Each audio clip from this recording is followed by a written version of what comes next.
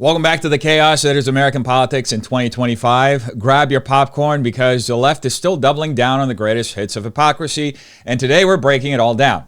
We're living in a time where rejecting basic accountability is called an intentional choice driven by values, according to the San Francisco fat czar Virgie Tovar. Meanwhile, in the halls of Congress, Democrat representatives are once again feigning outrage about colonialism because nothing screams champion of the people like selectively caring about disenfranchised territories for sound bites.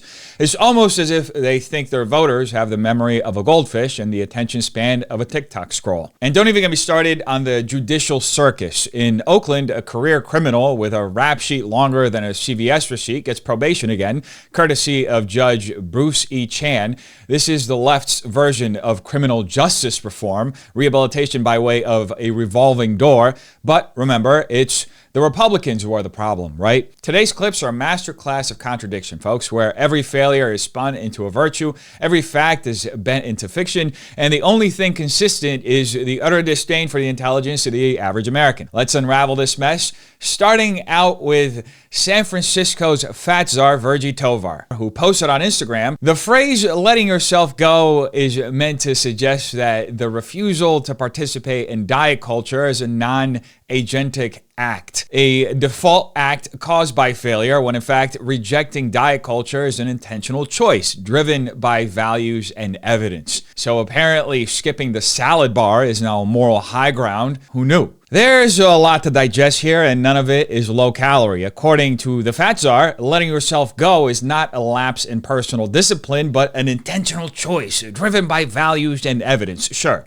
rejecting diet culture is a choice, but calling it intentional doesn't automatically make it virtuous or evidence-based. It's like arguing that skipping your mortgage payment is an empowering stand against capitalism. It's still going to cost you in the long run a lot, like your house. Now first, let's tackle the framing of diet culture. Tovar paints it as some oppressive, omnipresent force akin to Big Brother, shaming people into eating salads.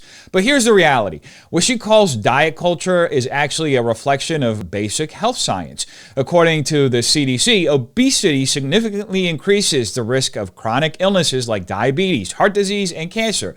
Choosing not to participate in healthier habits isn't about dismantling oppression. It's about increasing the likelihood of these very real, very preventable health risks. Then there's her rhetorical gymnastics, describing letting yourself go as non-agentic versus intentional. It's a clever reframing to make neglect sound noble, but just because a choice is intentional doesn't make it smart. Setting your house on fire is intentional too, but it's also a terrible idea. This false equivalence between intentional and justifiable is lazy at best and dangerous at worst. It ignores the mountains of evidence, like Harvard schools of public health, for instance, that link balanced diets and regular exercise to longer lifespans and reduce risks of mental health issues. And what about her appeal to evidence? According to her, rejecting diet culture is based on values and data, but she conveniently offers none.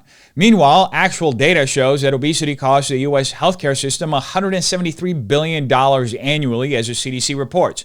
This isn't just a personal issue, it's a public health crisis. Furthermore, decades of research show that lifestyle changes like healthy eating and exercise are among the most effective ways to reduce these societal costs. What evidence does Tovar have? A hashtag campaign doesn't count. By positioning herself as a champion of values, Tovar sidesteps accountability. But let's break down those values. If the value is bodily autonomy, sure, eat whatever you want, but don't pretend it's a rebellion against oppression. If anything, it's a rebellion against your own pancreas. And dismissing diet culture as a necessary is a privilege. Millions of Americans live in food deserts or face systemic health disparities. Rejecting health interventions is a luxury, not an act of solidarity with the disadvantaged. At its core, Tovar's argument is feel-good rhetoric masquerading as empowerment. She wants you to believe that rejecting healthy habits is brave and evidence-based when it's not. It's a narrative that excuses laziness while ignoring the dire consequences of unhealthy living. The next time someone tries to sell you on the idea that letting yourself go is a virtuous act, remember this: the facts don't lie, even if Instagram captions do. And speaking of lying, next up we have Tamu Obama, Hakeem Jeffries, serving Democrats a side of delusion at the House Speaker vote during the opening of the 119th U.S. Congress. 2 months ago, the American people elected Donald Trump as the 47th President of the United States of America. Thank you for that very generous applause. It's okay. There are no election deniers on our side of the aisle. You sure about that? I don't think not attending the inauguration, for instance, would be disrespecting that principle in this particular situation, because John Lewis is completely right. There is a cloud of illegitimacy around the election of Donald Trump. The Russians interfered with his election. James Comey and the FBI interfered with his election. The fake news industry interfered with his election. There are no election deniers on our side of the aisle. Hakeem Jeffries, who can be seen here saying goodbye to integrity like it's an ex he ghosted, serves up a glaring example of political doublespeak. In one breath, he boldly claims there are no election deniers on our side of the aisle. And in the next, we're reminded of his 2016 remarks questioning the legitimacy of Donald Trump's presidency. The whiplash is enough to warrant a neck brace. Let's break it down. First, the audacity. Jeffries' recent statement suggests his party stands above the fray, free from the taint of election denial. But the footage of him from 2016 paints a very different picture. Back then, he was busy spinning a tale of Russian interference, FBI meddling, and fake news as reasons why Trump's win was invalid. So which is it? Either Jeffries has a short-term memory or he's banking on Democrats having one. Now let's talk about his 2016 claims. The assertion that Trump's election was illegitimate due to Russian interference ignores the findings of the Mueller investigation. While Russia did attempt to meddle, the report found no evidence of collusion between Trump's campaign and the Kremlin. In other words, Jeffries was peddling a narrative that fit his political agenda rather than sticking to the facts. And let's not forget his other gripes. James Comey's FBI investigation and the supposed impact of fake news. Each of these complaints had as much substance as a soap bubble, but were framed as reasons to question the election. But here's a kicker. Challenging elections isn't inherently wrong. It's actually a cornerstone of our First Amendment rights. The ability to express skepticism over an election, to question the processes, and to debate the legitimacy of outcomes is a fundamental part of our democracy. The First Amendment protects our right to speak freely, even about contentious topics like elections. It's not only lawful but necessary to functioning democracy to challenge power, ensure accountability, and demand transparency. The problem here isn't the act of questioning. It's the dishonest framing of such challenges as election denial when it's politically convenient. Jeffries' comments from 2016 weren't fundamentally different from the claims he criticizes today. They were simply dressed in language more favorable to his side. By refusing to admit this, Jeffries not only exposes his hypocrisy but also deepens the partisan divide by using the term election denial as a weapon to delegitimize his opponents rather than engaging in honest debate. What Jeffries and others like him fail to recognize, or perhaps willfully ignore, is that this double standard erodes trust in our system. When one side questions an election, it's dismissed as dangerous denialism. When the other side does it, it's called raising legitimate concerns. This isn't just hypocrisy, it's a manipulation of the discourse to suit political goals. If we're going to have an honest conversation about election integrity, it starts with a little self-awareness. Acknowledging that both sides have questioned election outcomes isn't a sign of weakness. It's a necessary step toward restoring trust. Jeffries might want to reconsider throwing around phrases like election denial when his own words from 2016 echo the same behavior. After all, if challenging elections is wrong, then perhaps the person in the mirror is the first one who needs the talking to, Mr. Jeffries. But the Democrat clown card didn't stop there. It never does. As we have learned, it's like an Italian mother's heart. There's always room for more. What purpose does the gentlelady from the Virgin Islands seek recognition? Speaker, I have a parliamentary inquiry. I note that the names of the representatives from the Americas Samoa, Guam, Northern Mariana, Puerto Rico, the Virgin Islands, and the District of Columbia were not called, representing collectively 4 million Americans. Mr. Speaker, collectively the largest per capita of veterans in this country. Does the gentlelady have a parliamentary inquiry? I asked why they were not called. Have some respect. It's not going to take... Gentlelady is recognized. I asked why they were not called from the parliamentarian, please. Delegates-elect and the resident commissioner-elect are not qualified to vote. Representatives-elect are the only individuals qualified to vote in the election of a speaker. As provided in Section 36 of the House Rules and Manual, the speaker is elected by a majority of the members-elect voting by surname. Thank you, Mr. Speaker. This body and this nation has a territories and a colonies problem. What was supposed to be temporary has now effectively become permanent. We must do something about this The problem gentlelady is no so longer that these recognized. 4 million...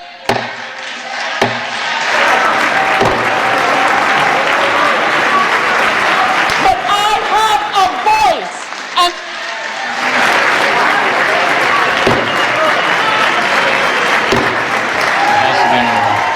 and Representative Plaskett's outrage is as fake as a $3 bill. Once you see the history and political motives, it's all just theater. First, Plaskett dramatically claims that the exclusion of delegates from territories like the Virgin Islands, Puerto Rico, Guam, and others is indicative of a territories and colonies problem that Congress needs to fix. But let's put this into context.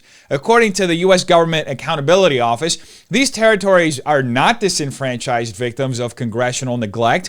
They are territories by choice and design. Historically, these areas became territories as part of agreements or decisions made during the expansion of U.S. influence. Their status has remained so because they've chosen to retain their unique relationship with the federal government. For example, Puerto Rico has had multiple opportunities to pursue statehood, and every time it's brought to a vote, the results are mixed.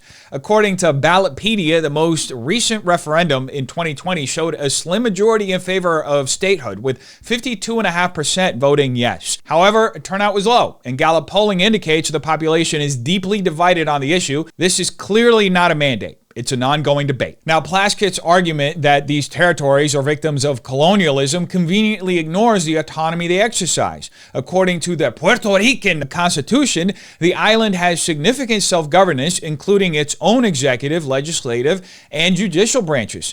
If the people of these territories truly wanted statehood, the process exists to pursue it through Congress.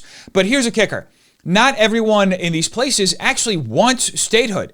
Many prefer the benefits of territorial status, which include exemptions from certain federal taxes, as noted by the Tax Foundation. And let's not kid ourselves about those goals. According to political analysts cited in The Hill, this isn't about giving people in the territories a voice. It's about giving Democrats more seats in Congress and more electoral votes. Plaskett and her allies in the Democrat Party are eager to turn territories into guaranteed blue strongholds. Puerto Rico's statehood, for example, would likely bring 2 new Senate seats and several House seats, tipping the balance of power in their favor. Washington, D.C. is another prime example of this strategy. As reported by the Washington Post, the push for D.C. statehood is about cementing a permanent Democrat majority, not simply about representation for residents. The fact is, no matter how much juice Democrats put behind how they say Puerto Rico, they don't care about the people in these territories until it's politically convenient. If they truly wanted to empower these citizens, they'd encourage an honest debate about the benefits and trade-offs of statehood versus territorial status. But they won't, because the outcome thereafter isn't more voices in Congress, it's more votes in their column. The outrage over territories is just a smokescreen for their real agenda, locking in political dominance. So when Plaskett says, we must do something about this problem,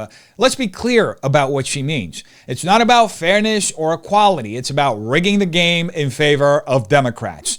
This isn't a fight for democracy. It's a cynical attempt to blue lock America under the guise of moral righteousness. And the American people see right through it. Anyway, next to jump off the clown car is Allstate's CEO Tom Wilson, who thought it would be a good idea to say this to college football fans during the Sugar Bowl. Welcome to the Allstate Sugar Bowl. Wednesday, tragedy struck the New Orleans community. Our prayers are with the victims and their families. We also need to be stronger together by overcoming an addiction to divisiveness and negativity. Join Allstate working in local communities all across America to amplify the positive, increase trust, and accept people's imperfections and differences.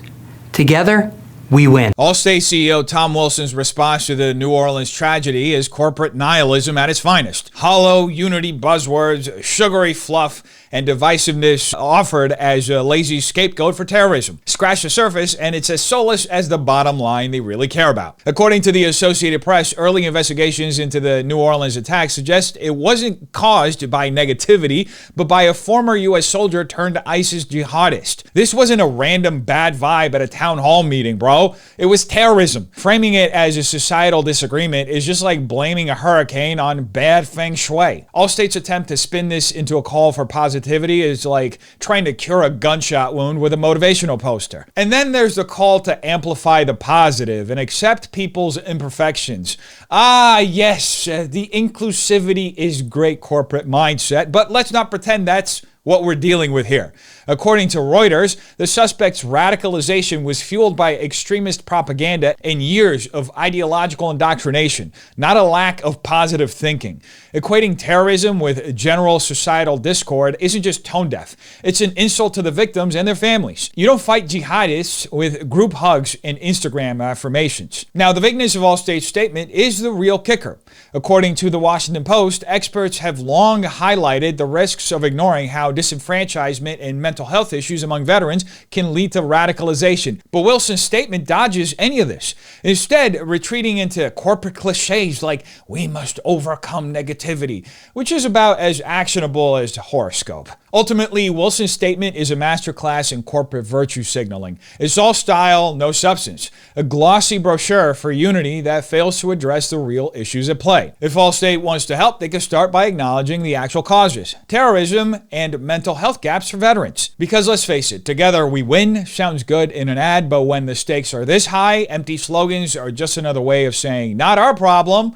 And the public deserves better than a PR Band-Aid on a national wound. Next up, we have a New York Times blowhard trying to, you guessed it, say terrorism is a white people problem. That is the tragedy of all of this, right? There are real tragedies. There will always be crime. Unfortunately, what we try to do is to keep the crime as low as possible.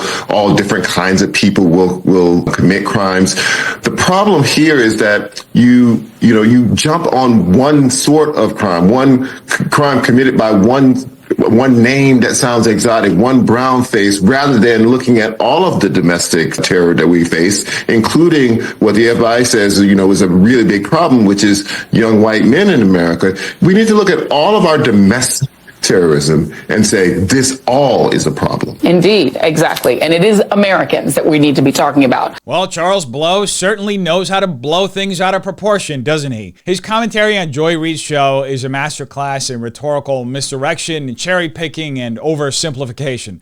Let's dismantle this one piece at a time because the holes in his argument are about as subtle as a brick through a window. First, the idea that focusing on one brown face or one crime committed by a name that sounds exotic somehow reflects a national obsession with scapegoating minorities is a blatant straw man.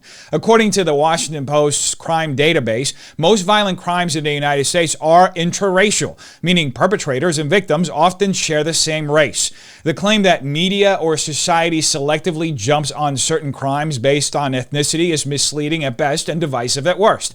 It's an oversimplification designed to fit a particular narrative while ignoring broader trends. Blow then shifts to domestic terrorism, emphasizing the role of young white men as the FBI's biggest problem. While it's true that the FBI has identified far-right extremism as a significant domestic threat, this doesn't negate other forms of terrorism or crime. According to the Department of Homeland Security's 2022 threat assessment, domestic terrorism comes in many forms, including racially motivated extremism, anarchist violence, and even left-wing eco-terrorism. But what Blow conveniently ignores is that the FBI itself has increasingly become a politicized organization, often tailoring its message to fit prevailing narratives. A prime example is in this very case, where New Orleans Field Office FBI Assistant Special Agent in charge, Aletha Duncan, initially refused to call the New Orleans attack a terrorist act, despite the perpetrators' documented ties to ISIS.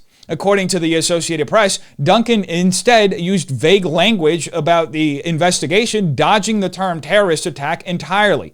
Blow's selective focus on one demographic disregards the FBI's uneven application of such labels and undermines the broader, more complex conversation about domestic threats. Now, the comment about real tragedies is particularly ironic.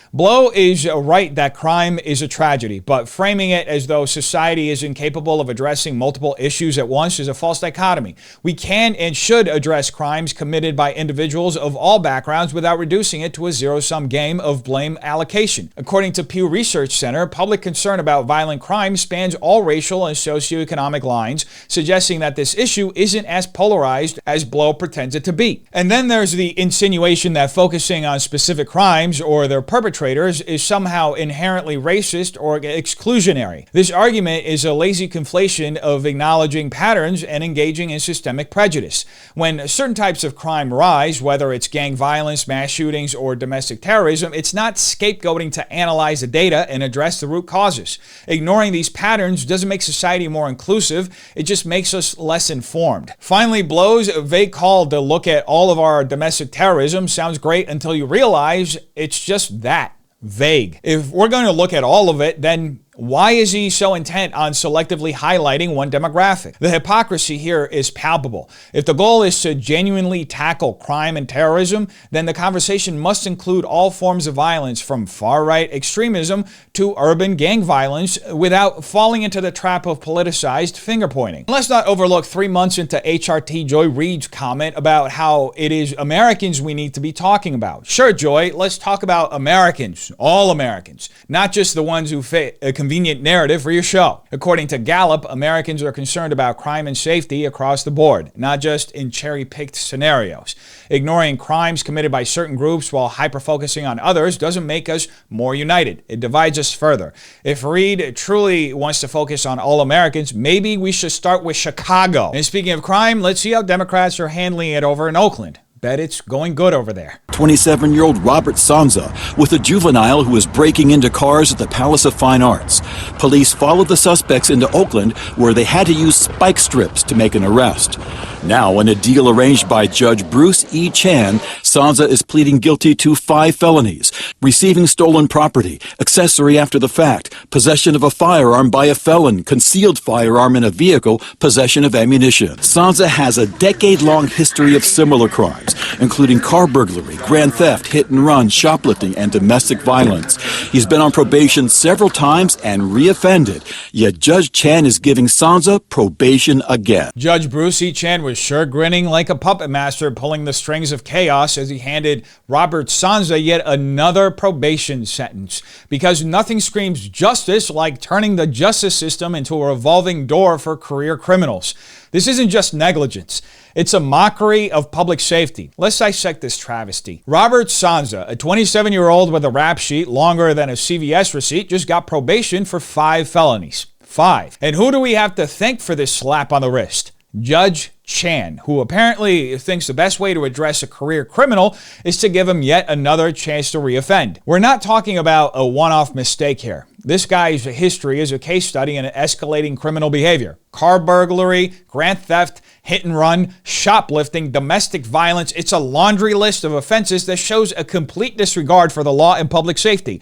According to the Bureau of Justice Statistics, recidivism rates among repeat offenders like Sanza are staggeringly high. Yet Judge Chan decided that probation, the same measure that failed to rehabilitate him in the past, is somehow going to work this time. Spoiler alert! It won't. Now let's talk about the logic, or lack thereof, behind this decision. Sanza pleaded guilty to 5 felonies, including possession of a firearm by a felon and ammunition. According to the ATF, these are serious offenses designed to prevent armed criminals from posing a continued threat to society. Yet instead of holding Sanza accountable, Judge Chan opted for probation, effectively saying, hey, let's give him another shot. No pun intended. Let's be clear, this isn't rehabilitation. It's an open invitation to continue his crime spree. At the end of the day, this isn't just bad judgment, it's a dangerous precedent. By consistently letting repeat offenders off with light sentences, judges like Chan erode public trust in the justice system. According to the Pew Research Center, public confidence in the courts is already at an all-time low. Decisions like this only reinforce the perception that this system prioritizes coddling criminals over protecting communities. And let's not ignore the broader implications. Sanza's crimes didn't occur in isolation. They impacted real people. Car burglaries disrupt livelihoods. Domestic violence leaves lasting scars. These are not victimless crimes. Judge Chan's decision to prioritize leniency over justice sends a clear message to victims. Your suffering takes a backseat to the criminal's second, third, fourth, fifth, sixth, seventh, eighth, ninth. We don't even know when this is going to stop. But the real kicker here is how predictable this all is. Soft on crime policies like these are part of a broader trend, particularly in Democrat areas, where the push for criminal justice reform has morphed into outright negligence. Reform doesn't mean letting career criminals off the hook. It means creating a system that balances rehabilitation with accountability. Judge Chan, however, seems to have skipped the accountability part entirely. If the goal of the justice system is to protect the public, then this decision is an abject failure. Chan's probation isn't a solution, it's a ticking time bomb, and when, not if, he reoffends, the blame will rest squarely on Judge Chan and a system that prioritizes leniency over public safety. It's time to stop treating crime like a victimless abstraction and start holding offenders accountable. Anything less isn't justice, it's surrender. At the end of the day, how long will people keep putting up with a disastrous circus of retarded leftist policies? The leftists turn narratives into their ultimate weapon, prioritizing spin over substance and ideology over accountability. Why is a clear terrorist attack in New Orleans brushed off as divisiveness? Why are career criminals like Robert Zanza treated like misunderstood victims while the actual victims are ignored? And why is the justice system bending over backward to accommodate criminals instead of protecting the public? Because for the elites, it's not about solutions, it's about power, plain and simple. So ask yourself, who wins when violent offenders get a free pass and judges like Bruce Chan smile as they hand them probation? Who gains when the FBI tiptoes around calling jihadist violence what it is? And why do corporations churn out saccharine slogans instead of addressing the hard truths? The left's playbook is clear. Push propaganda, dodge accountability, and let ideology tear down what's left of common sense. Now, if people don't wake up, we won't just lose the argument. We'll lose the very fabric of society that holds this country together. So with all that being said, I have to ask, what are we going to do about it? It's up to you and me. Anyway, thank you so much for watching. Have a terrific day. Peace.